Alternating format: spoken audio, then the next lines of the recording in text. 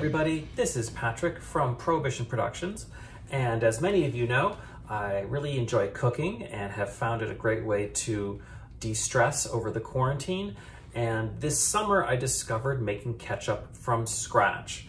And this recipe comes originally from Todd English in a book about ketchup and things, but I made a whole bunch of adjustments.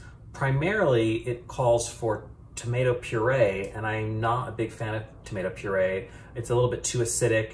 So I always use whole tomatoes, and I found some great vine ripe whole tomatoes, and I use that.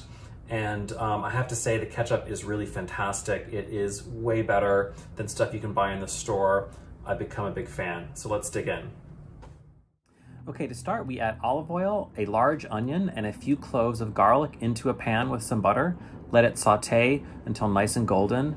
Then we add a half cup of balsamic vinegar and a half cup of brown sugar. You let that boil up. It needs to cook down by about half. And then we add some of our spices, such as allspice, ginger, mustard powder, black pepper, and cloves, honey, the citrus, salt. Then I chop up about 4 pounds of vine-ripe tomatoes and let that saute. I cover them so that they cook down a little bit faster, and this whole process takes about 90 minutes.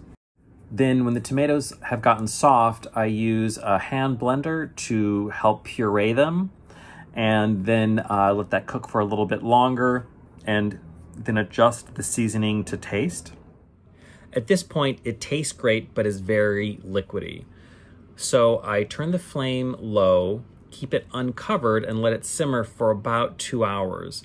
With the whole tomatoes, there's a lot of liquid and it needs time for the water to boil away.